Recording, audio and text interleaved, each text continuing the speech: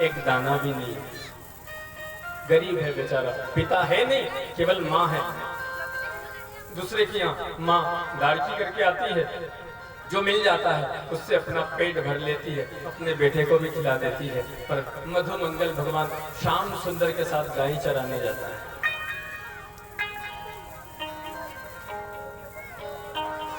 और गाय चराते चराते रोज भगवान कृष्ण का नियम था कि सब गायें छोड़ करके एक साथ बैठ करके भोजन करते थे।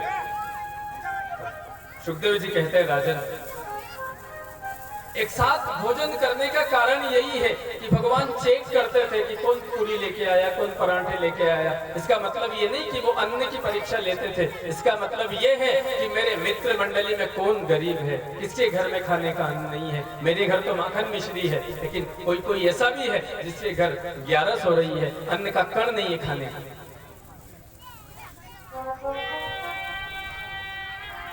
भगवान गाय छोड़ करके बैठ करके सबके साथ भोजन करते थे। एक दिन भगवान भोजन करने गए तो भगवान ने एक रूपरेखा बना ली। देखा कि किसी के घर 2 दिन पुरानी रोटी आती है, किसी के टिफिन में, किसी के गलने में 1 दिन पुरानी आती है, किसी के गलने में आधी खाई हुई आती है, किसी के गलने में इतनी कड़क रोटी आती है तो 2-4 दिन की बासी पड़ी हो। तो कन्हैया ने अपनी मित्र मंडली से कह दिया कि देखो, मैं अब मेरे घर से मेरी माँ से बनता नहीं है, जल्दी आता हूं तो रोटी बनाने की नहीं बने, तुम एक काम करना, एक दिन में सबके यहाँ का भोजन करूंगा, सबके यहाँ का एक दिन सबके टिफिन में से भोजन करूंगा। जो भी जिससे गलने में आएगा, टिफिन में जो घर से आएगा, मैं वही खाऊंगा। अब सब ग्वाल बाल जिसका नंबर हो ना, भगवान उसको एक दिन पहले ही कहते हैं, भैया कल तेरा नंबर। ऐसे करते करते करते करते एक दिन जो भगवान का प्रिय सखा था मधुमंगल, उसका नंबर आया। तो भगवान ने कल नंबर आज कह दिया, मधुमंगल कल को तेरे घर को भोजन करना है। मधुमंगल ग्वाल बालों के बीच में अगर मना करे कि नहीं कन्हैया मेरे घर में कुछ नहीं है, तो वो सोचता है ये ग्वाल बाल मेरी हंसी उड़ाएंगे, इसलिए नीचे गर्दन करके भगवान की हाँ कर ली। ठीक है कन्हैया, यदि तेरी मर्जी है, तेरी राजी है कि तू मेरे घर को भोजन करो वो चावे लाला, तो कल मेरे घर से ही ले आऊंगा। गए, शाम को गाय वाय बांधी और जाके माँ से कहा, माँ कन्हैया ने आज कहा है कि मैं कल तेरे घर को ही भोजन करूंगा, तो 2 रोटी कन्हैया के लिए बना करके रख दे। लेकिन घर में गरीबी इतनी कि बेचारा वो मधुमंगल की माँ, पति है नहीं, दूसरे के यहाँ रोजी रोटी चलाने के लिए मजदूरी करती है, और वो मजदूरी वाला भी पैसा रोज नहीं देता, 1 महीने में 1 बार देता होगा। और मधुमंगल ने कहा, माँ कल कन्हैया अपने घर का भोजन करेंगे, आप रोटी बना के बांध देना। उस माँ ने बेटे से भी नहीं कहा कि बेटा अपने घर में अन्न नहीं है, ठीक है बेटा तूने कहा मैं बांध दूंगी। बेटा चला गया, सो गया, लेकिन माँ बैठे बैठे विचार कर रही है, कन्हैया घर में तो कुछ है नहीं, क्या बना के दूंगी, क्या बनाऊंगी, खाने को है नहीं, कल 2 दिन से मैंने भी नहीं खाया, पैसा है नहीं, सामान है नहीं, भोजनालय खाली पड़ा हुआ है, और कन्हैया यदि रोटी मांगे तो कन्हैया मैं क्या बना के दूंगी। बड़ी बड़ी विचार कर रही है, पूरी रात नींद नहीं आई, पूरी रात हो गई सोचते सोचते मैं क्या बना के दूंगी, मैं कन्हैया को क्या खिलाऊंगी। और जीवन में पहली बार कन्हैया ने मेरे घर का भोजन मांगा है।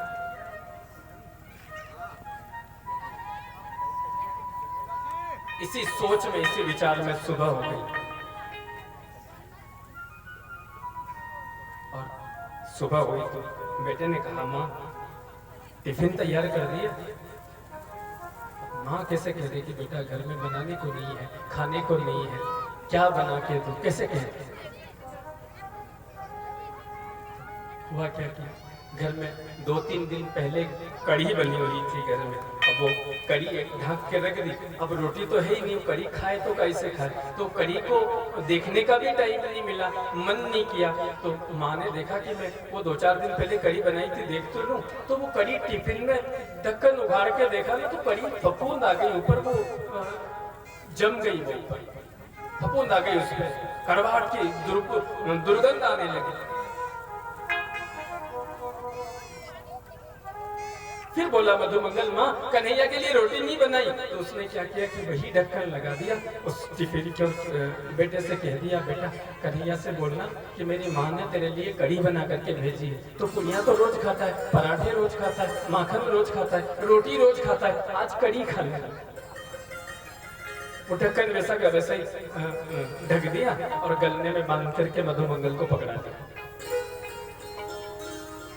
मधुमंगल गया और आगे जाकर के जैसे उसने गलना खोला और टिफिन उठा करके देखा, देखो तो सही मेरी माँ ने गुलाब जामुन भेजे, पराठे भेजे, पूरी रोटी क्या भेजा है देखो। देखा ढक्कन उगाड़ के ना तो फफूंद से बदबू आ रही, उसने तुरंत ढक दी। उसने ढक करके कन्हैया के साथ हो गया और जाकर के ये सब लोग गाय अपनी अपनी गाय निकालने लगे। मधुमंगल ने सोचा कि 12 बजे भोजन का समय होगा, सब एक जगह इकट्ठे होंगे तो कन्हैया रोटी तो मांगेगा कि मधुमंगल ला, और यदि मैं कढ़ी उसके सामने रख दी तो वो क्या सोचेगा, मेरे मित्र के घर खाने का नहीं है, ये बासी कढ़ी लेके आया है और पहली बार कन्हैया ने मुझसे मांगा है और पहली बार मैं ऐसी कढ़ी खिलाऊंगा, कितना बड़ा दुर्भाग्य रहेगा मेरा। इस डर की वजह से वो जो कढ़ी का जो टिफिन था वो एक झाड़ी में जाकर के दबा के आया। सब इकट्ठे हुए भोजन करने के लिए और देखा कि भोजन का समय हो गया, सब बैठे हैं। तो कन्हैया ने मधुमंगल से कहा, मधुमंगल मैंने कहा था भैया कि मैं कल तेरे घर को भोजन करूंगी, भोजन लाया कि नहीं, टिफिन लाया कि नहीं? तो मधुमंगल कह रहा है, कन्हैया आज माफ कर दे, मैं कल ले आऊंगा। आज माँ नहीं थी घर, मेरी माँ मामा के यहाँ चली गई है, भोजन बनाने वाला नहीं था, इसलिए मैं लेके नहीं आया। अब मधुमंगल कन्हैया को सामान्य सा ग्वाला समझ रहा है, मित्रता का भाव है ना, इसलिए। पर कान्हा तो वो ब्रह्म है, घट घट के जाननहार, इसके भरोसे नाव रख क्यों न लगे बेड़ा पार। प्रेम में कन्हैया को अपना मित्र समझ रहा है, उसे क्या मालूम कि ये कन्हैया नहीं, ये तो ब्रह्म है और घट-घट के जानने वाला है। उसने कहा, कन्हैया मेरी माँ मामा के यहाँ गई है, बनाने वाला नहीं था घर में, सो मैं आज लेके नहीं आया हूँ। कन्हैया आज मुँह को छोड़ दे, आज किसी के टिफिन से अपना पेट भर ले और कल तेरी सौगंध खाएंगे मुँह। कन्हैया कल मैं तेरे लिए टिफिन बांध करके ले आऊंगा, रोटी बना करके ले आऊंगा। भगवान तो सब जानते ही। कन्हैया दूसरे के टिफिन में से रोटियों के टुकड़े लेकर के भगवान खाने लगे और भगवान ने मधुमंगल से कहा, मधुमंगल तो अपनी गायें पलटा ले आ, मेरी भाई गायें जा रही है, पलटा ले आ। अब मधुमंगल के पास टिफिन नहीं था, मधुमंगल ने सोचा कि कन्हैया ने अच्छा मौका दिया है, गाय पलटाने जाएंगे, उधर के उधर वो बासी कढ़ी देखी झाड़ी में पी के टिफिन वहीं रखते आ जाएंगे, गाय भी पलटा देंगे। मधुमंगल गया, गाय को पलटाई और वहीं झाड़ी में बैठ गया और वो टिफिन है ना, वो टिफिन लेके जल्दी जल्दी में आगे कन्हैया आ नहीं जाए, पीछे देखने का भी डर, इधर देख रहा है, इधर देख रहा है, इधर देख रहा है, इधर क्या मालूम उसका क्या भरोसा, वो कहीं भी आ जाता है, गोपियों के घर में चला गया, मटकियां फोड़ दी तो यहाँ भी आ सकता है, उसका भरोसा नहीं है। जल्दी जल्दी में कन्हैया नहीं आ जाए, इस जल्दी में उसने जो टिफिन लेके मुंह में लगाया तो जल्दी औंधा कर दिया, जो एकाध गुटखा अंदर गया तो बाकी सब कड़ी ऊपर आ गया। और जैसे ही वो कड़ी ऊपर आई, भगवान कृष्ण ने वो रोटी छोड़ करके वहीं से दौड़ लगा, दौड़े दौड़े दौड़े दौड़े कन्हैया मधुमंगल के पास आई और मधुमंगल से आके कहा, बेटा भैया तू यहाँ झाड़ी में क्या कर रहा है? तो मधुमंगल भगवान की तरफ नहीं देख रहा है। अरे मधुमंगल मेरी तरफ देख, तू क्या कर रहा है? मधुमंगल बोला, कन्हैया मैं थोड़ी सी मिट्टी खोद रहा हूँ। अरे मिट्टी बाद में खोल लेना, मेरी तरफ देख। और जैसे ही मधुमंगल ने पलट के भगवान की तरफ देखा तो सुखदेव जी कहते हैं, भागवत में लिखा है, जैसे मधुमंगल की शक्ल देखी तो भगवान कन्हैया की आंखों में आंसू आ गए। कहीं को देखो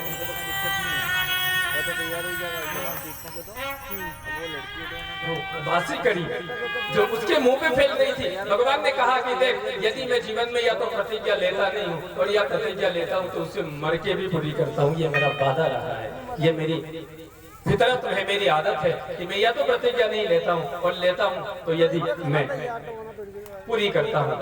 मैंने आज तेरी प्रतिज्ञा ली थी कि तेरे घर का का भोजन करूंगा, मैं आज तेरे घर का ही भोजन करूंगा। मधु मंगल ने कहा मैं तो यो कटोर तो होंदो कर दे, अब तू कहीं खाएगा बता मारे, कटोर तो खाली एक ही खाएगा। भगवान ने मधु मंगल का मुंह पकड़ा और उसके जो ऊपर जो कड़ी रखी थी ना वो भगवान अपनी जुबान से चाटने लगे, मुंह से चाटने लगे।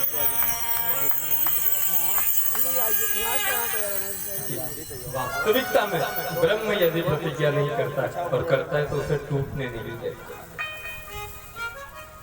मधु मंगल की जो झूठी कड़ी इधर उधर निकल रही है ना, वो भगवान कृष्ण उसका मुंह लेके चाट चले। सब ग्वाल बाल आए, कन्हैया ये झूठी है, इसको मत चाट भाई, पूरी रखी है, गुलाब जामुन रखे, मक्खन रखा है, चल चल के रोटी खा ले। कन्हैया ने कहा एक भी नहीं बोलोगे, मेरी प्रतिज्ञा थी मुझे आज इसके घर का अन्न खाना है, सो मैं खा रहा हूँ, मुझे पेट भर के भोजन कर लेने दो। भगवान ने जैसे वो कड़ी चाटी और मानो ऐसे डकार ली जैसे द्वारिकाधीश ने भरपेट भोजन कर लिया और ग्वाल बाल से कहा भैया एक गिलास पानी पिला दो मुझको। ग्वाल बाल दौड़ के गई और एक गिलास पानी लेके ठाकुर जी को पिलाया। ठाकुर जी ने कहा मधु मंगल तूने मुझसे झूठ क्यों बोला कि मेरी मां घर पे नहीं है।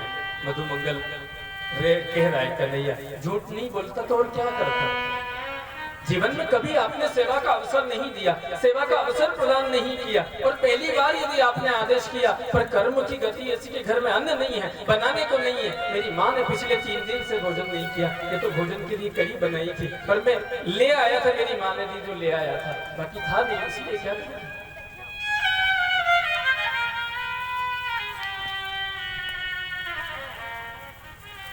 सब ग्वाल बाल देखते रह गए और भगवान ने मधु मंगल के चेहरे की जो कड़ी ढुल गई थी आसपास निकल गई वो चाट ली। शाम को घर गए और मधु मंगल ने माँ से कहा कि माँ मैंने कहा था ना कि कन्हैया के लिए भोजन बना देना, तूने बनाया नहीं। बोले बनाया तो था, बोले वो तो झूठी कड़ी थी, वो फफूंद वाली कड़ी थी, बिगड़ी हुई कड़ी थी। बोले हाँ, फिर तूने कन्हैया को तो नहीं खिलाई? मैंने तो नहीं खिलाई, लेकिन वो जबरदस्ती आया, नहीं माना और खा गया। मैं तो जाड़े में बैठ करके पी रहा था उसके डर के मारे, लेकिन पता नहीं उसको कैसे मालूम पड़ गया। माँ को विचार आ गया कि अगर वो जाड़े में बैठ के दूर अगर खाता है और किसी को पता लग गया यानी कि वो बालक नहीं ब्रह्म है, वो यशोदा का लाल नहीं 1000 हाथ वाला है। माँ की भी इच्छा, माँ भी कह रही मधु मंगल कभी कन्हैया से मुझे मिला देना। मधु मंगल कह रहा है माँ जरूर मिला दूंगा, मैं कन्हैया से पूछ के जरूर मिला दूंगा। सो माँ